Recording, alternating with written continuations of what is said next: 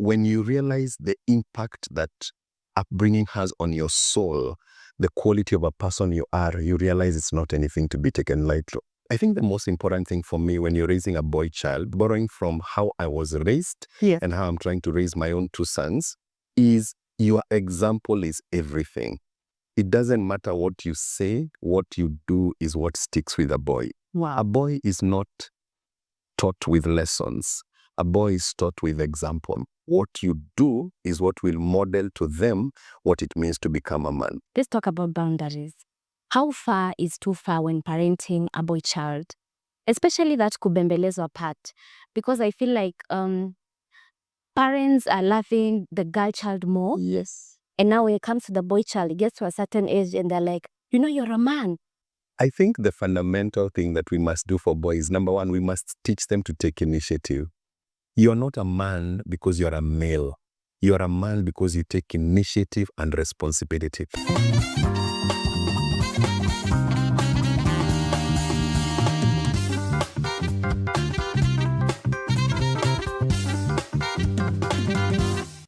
Welcome to Unfold, where we see with a different eye and, of course, visualize with a colorful mind.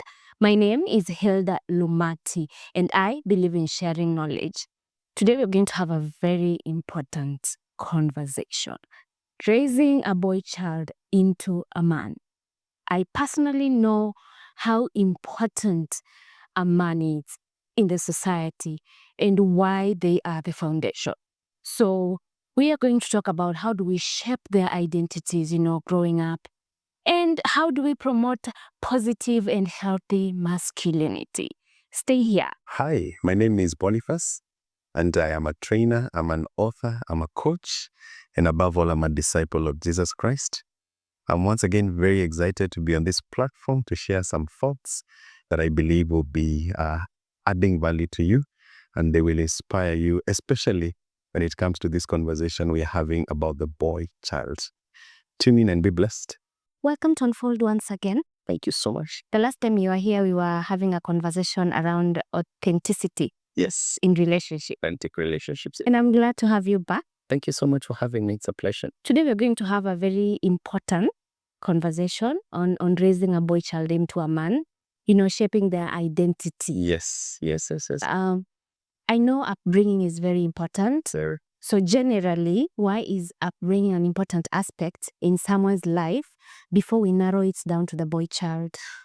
One, how we are brought up determines everything about how we view the world. It determines everything about how we make decisions.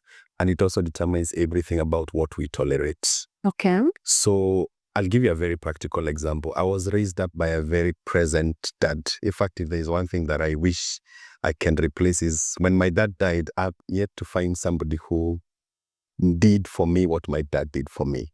So number one thing, like I've rightly said, he shaped my worldview. How I see life, how I interpret events was heavily influenced by how I was raised up.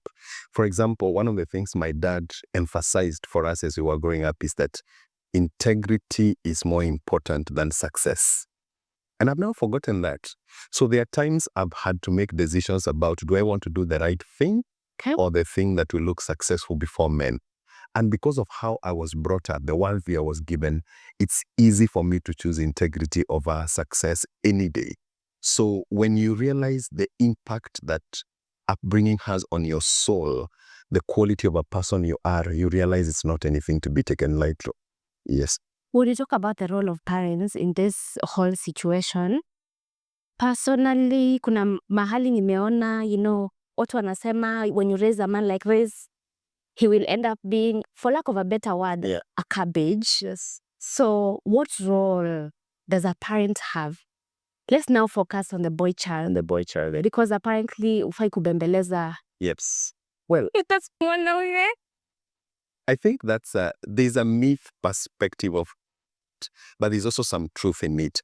But I will begin by saying, I think the most important thing for me when you're raising a boy child, borrowing from how I was raised and how I'm trying to raise my own two sons, is your example is everything. It doesn't matter what you say, what you do is what sticks with a boy. Wow. A boy is not taught with lessons. A boy is taught with examples. Wow. So what you say may not have any weight with them. What you do is what will model to them what it means to become a man. One of the things that, for example, again, I'm using the example of my upbringing a lot because it has influenced a lot of the kind of a man I became. I grew up seeing my dad reading. Every single day, my dad would be on a table with a book reading. So you know what I grew up to believe? I grew up to believe that knowledge and wisdom is important in life. And I emphasize the same to my sons. I don't continually tell them to read.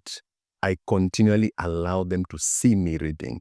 Because what they see me do is what they will consider to be what masculinity is about. So a lot of fathers especially, they fail when they're trying to preach water and they're taking wine. So they start quarreling their sons. Why are you taking wine? It's because I saw you taking wine. And what you do shapes what I believe. So, and especially for boys, what their fathers do shapes everything about what they will believe about being a man. So I feel like the first and most important thing is, what example are you setting? So the most important part of fathering a boy is not trying to father him. He's trying to become the father he would want to become like when he becomes a man. Oh, wow. Yeah. Say that again. Yes. So raising a son is not about telling him what to do. Yes. It's about showing him what he needs to become by how you live out your life every day. The example you set, the kind of life you model before them, including, do you know why nowadays, for example, a lot of young men don't want to get married? Yes. They never saw their fathers love their wives. So they grew up thinking maybe marriage is not that important. But if we can model that, that my sons see me treating my wife with dignity, with respect, with honor, that I don't see her as a less equal person, but I see her as a valuable person that is worth respecting, then they will begin to have that worldview about marriage. But if I don't, again, if I'm the kind of a guy who comes and I'm quarreling everybody, I'm calling my wife names of wild and domestic animals, that's the vision I'll give them. And again, what we show is more important than what we say. What we show is more important than what we say. Yes. Let's talk about boundaries. How far is too far when parenting a boy child? Especially that kubembelezwa part. Because I feel like parents are loving the girl child more. Yes. And now when it comes to the boy child, it gets to a certain age and they're like, you're a man. Step up. I think the fundamental thing that we must do for boys, number one, we must teach them to take initiative.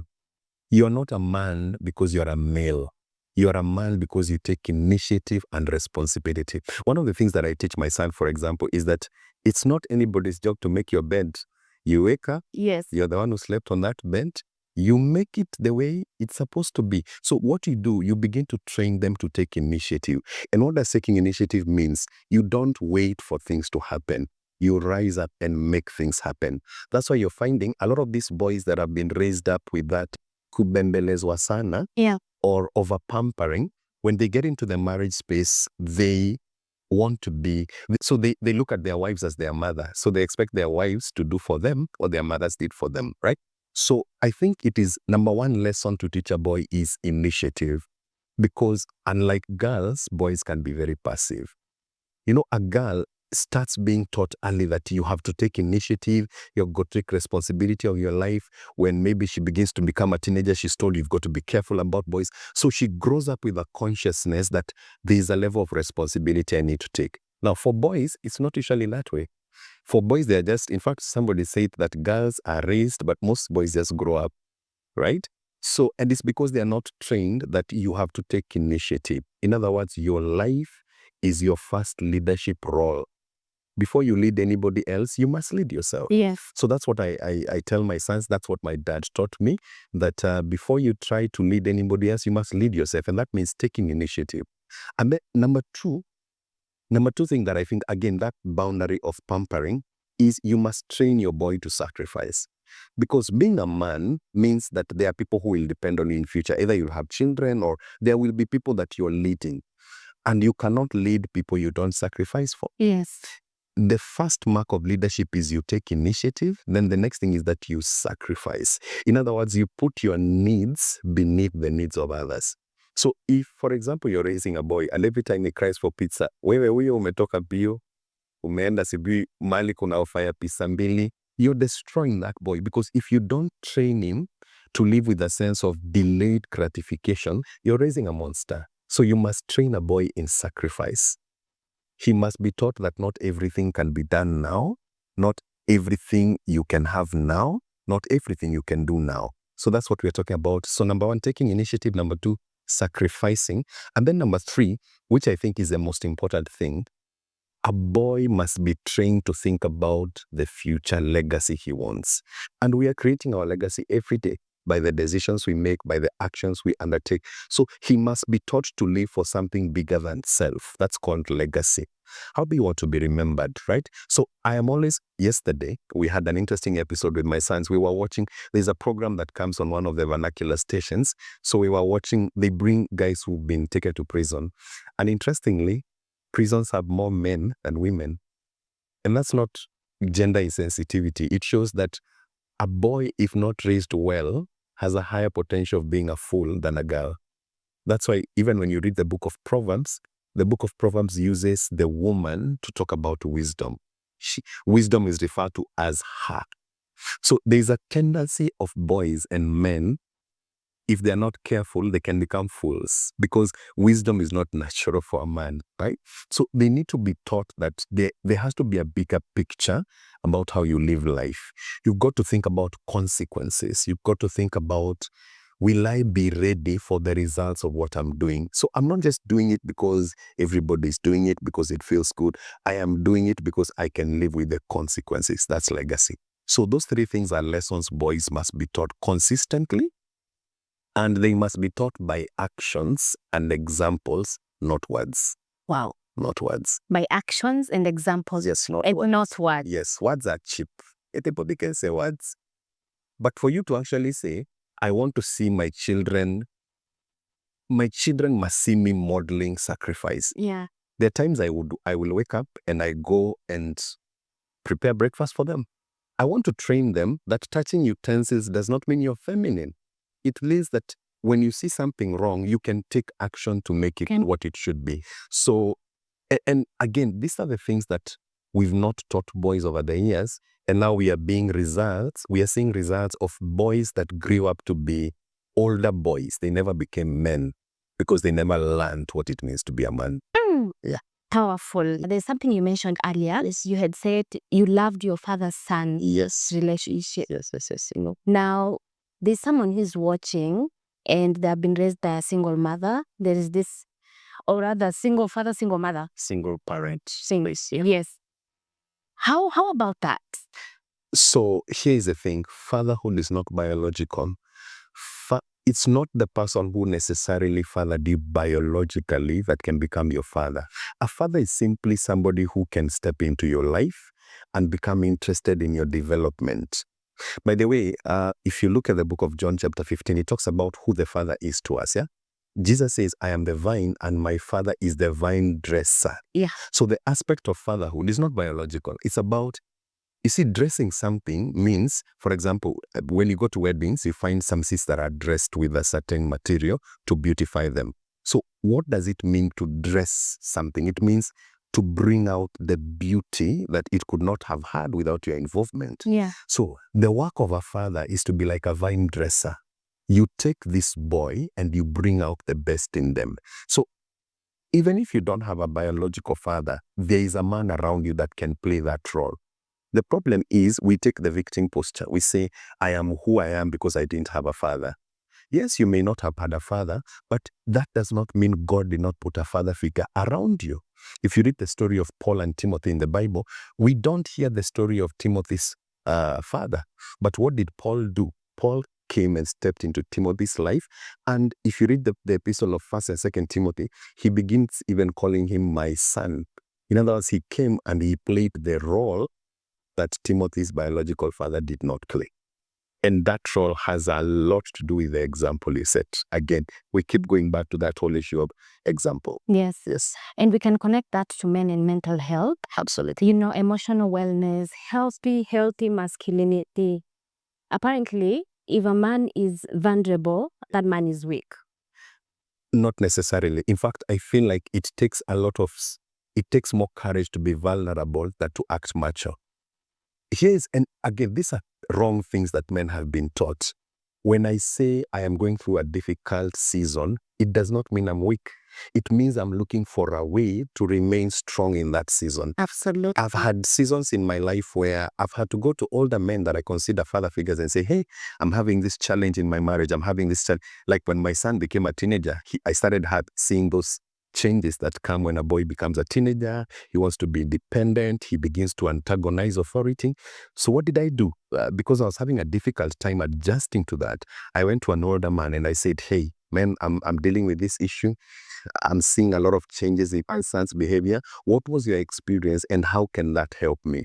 And in 1 hour, I was able to learn things that helped me to be able to cope better with the changes that my son was going through. So vulnerability is not a sign of weakness. Vulnerability is a test of courage.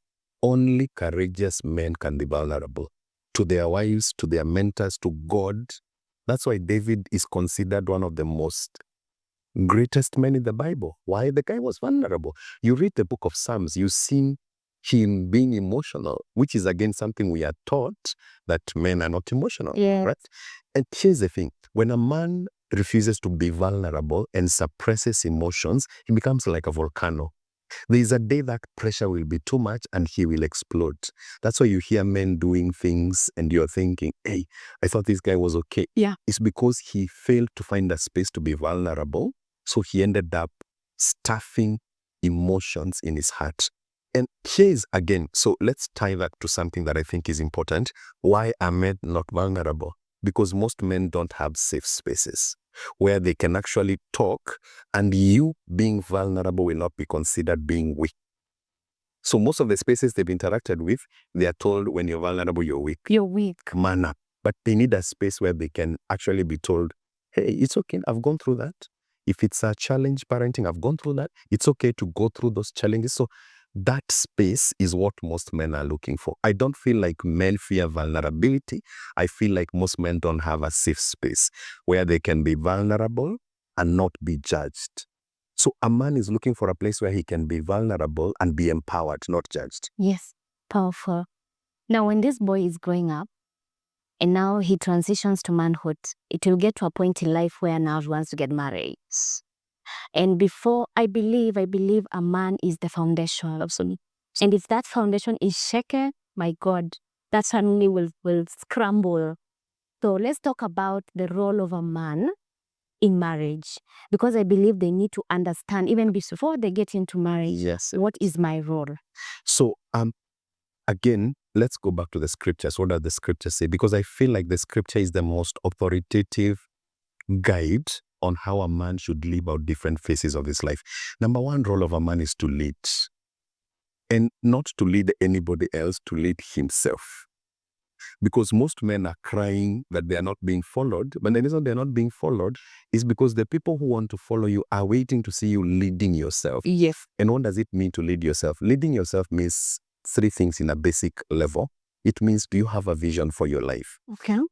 I tell people everywhere, and I do a lot of forums for men. I tell men, if you don't have a vision for your life, you don't need a woman in your life. Wow. You don't. Because the first man that was created, he was given a vision by God. He was given a garden to take care of. He was given work, all right? So if you don't have a vision, you don't need a woman, because what is she coming to help you in if you don't have a vision, right? So, and again, this is where society has also become corrupted, because even when ladies are looking for a man to marry, they look for provision. They don't look for vision. So they're looking for a man that has money, a good job, a good car, lives in a good neighborhood. But they fail to realize that one switch in life and you can lose all that. But there's nothing that can take vision away from you. So number one is vision. Number two, and we're talking about aspects of leadership. Number two is what I call discipline. Because the second thing that vision gives you is discipline, right? The discipline of saying, I am ready for marriage as a man when I know I want to settle down with one woman. I'm not experimenting with 10 women and picking this one and picking the other one and picking the other one.